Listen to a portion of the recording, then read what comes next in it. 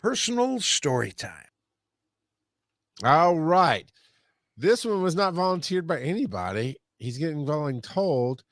Steven, Weezer put out an album late last year, earlier this year, something like that. Put out a new song, something. Yeah. Yeah. And we follow each other on TikTok.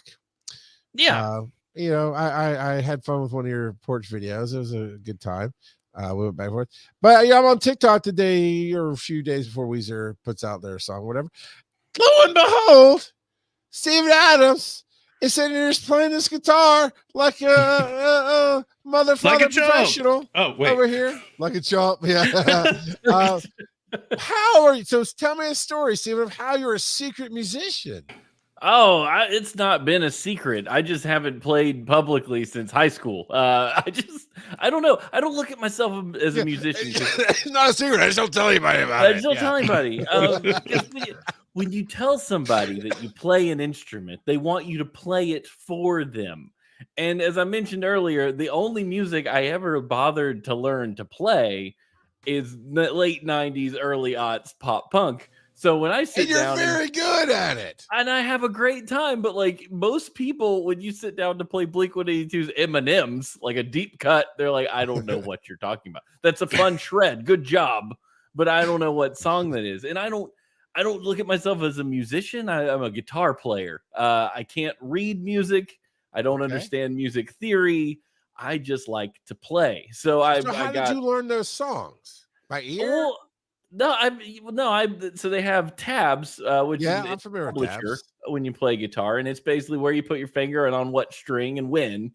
And I can't count very well, so I just have to listen and I feel it. I always told my mom, she's like, well, how do you stay on beat and stuff? I was like, I don't know. I just feel it. It's just I just know when to go.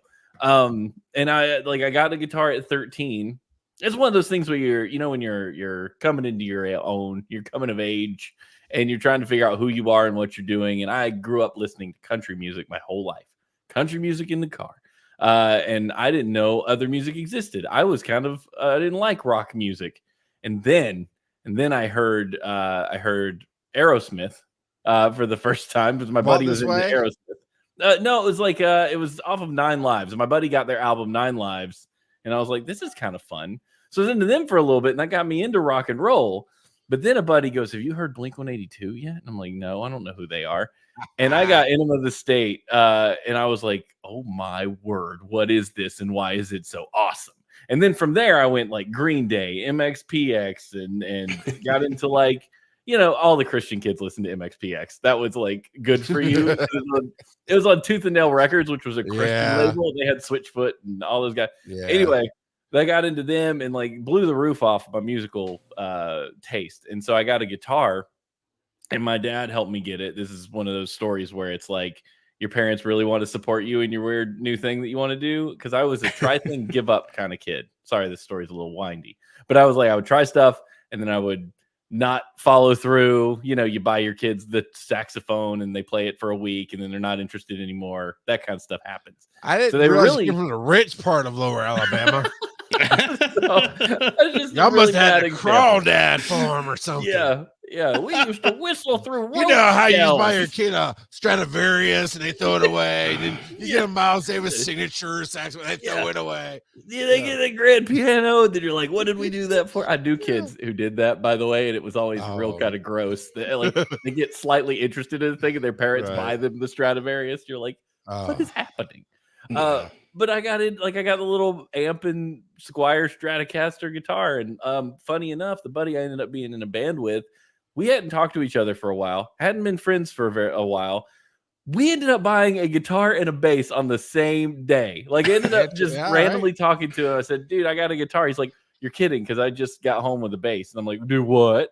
We're going to be best friends and play music. And he was really into Korn, and I was not.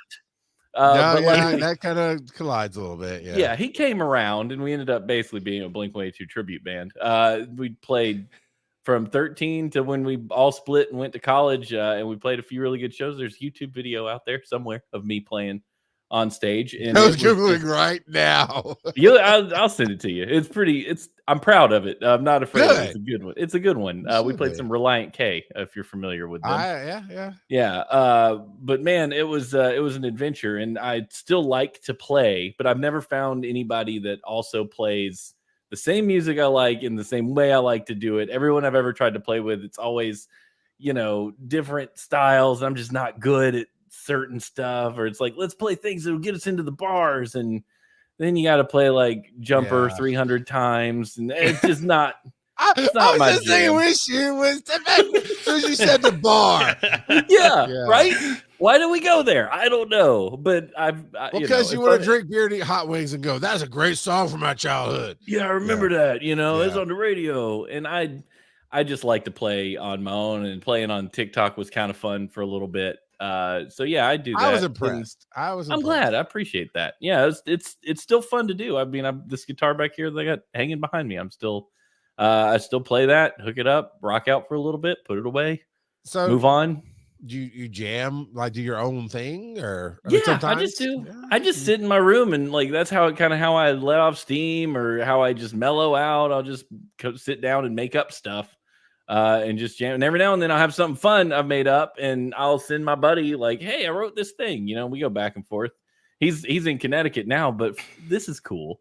So I'm going to see Blink in July on their new tour, and my Nice. buddy who I used to play with, we haven't seen each other in 20 years, is coming down to go to that show with me.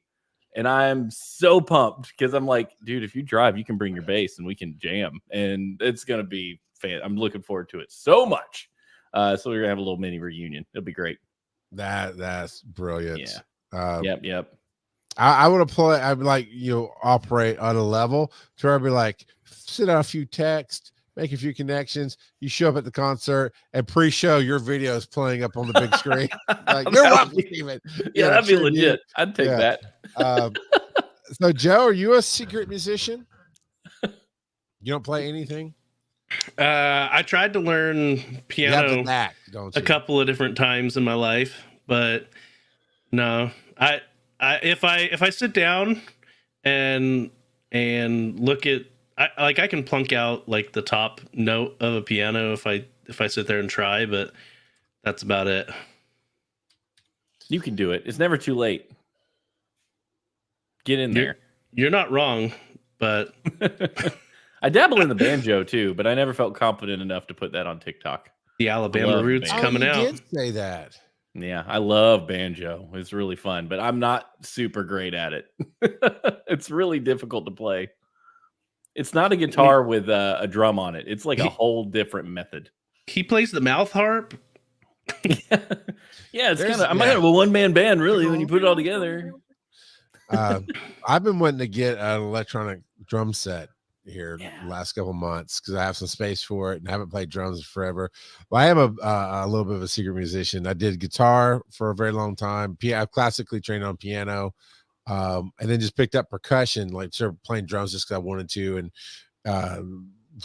went out talking about Christian stuff. Went out with a church in Athens back in the college days, and we go and just do these drum circles. It was really just about being cool and hanging out, not like you need Christ, man. Although people was like, "Hey, would you like to come hang out at our college group at the church, whatever?" And they would somebody just start passing around a conga drum, and they handed it to me, and I'm like, "Sure, why not? I'll try it." And that's how I learned I can play the conga drums very well, apparently. So now, was this the Southern Baptist denomination allowed you to have drums, or was this a college campus crusade thing? They were called Prince Avenue Baptist Church, but they weren't part of the Southern Baptists. They were almost progressive Baptists. Drums is like, maybe not. Yeah. And in the college group, you could have they had a drum set. No, on the stage they had a drum set, but it had to be played by somebody who's over 40 who wouldn't hit the drums too hard. And they had an orchestra and stuff. I actually played the kettle drums. And what's hilarious about that was I can read music, or at least I haven't done it forever, but I can read music, and drum music is literally, here's your note, and it tells you how many stanzas you've got to count before you hit your next note. And then always at the end, there's always a drum roll, right? That's how kettle drums work. And the music minister loved it. He kept giving me, so if you've ever been in church, Steve, the come on hand, he kept giving me the come on hand, and the choir hated it because the kettle drums were literally at the base where the feet of the first row of choir members were, and they're all cringing. And he's like, "Give me that." I'm like, I'm 20 something years old. I'm just eating it up, Maniac. and it's just So they never let me on the drum kit because of that, but yeah, they get so it's some fun stuff. But yeah, I've been thinking about lately, because I'd love to play some of the 90s stuff. I do is I love the Nixons, and I would always just put on the Nixons. Now you can get like tracks without the drums and stuff. The internet's a beautiful thing. You can get stuff, but I never had that. I just put it on, try to ignore what the drummer was doing or match it the sounds as good as I could, and just kind of figured it out that way.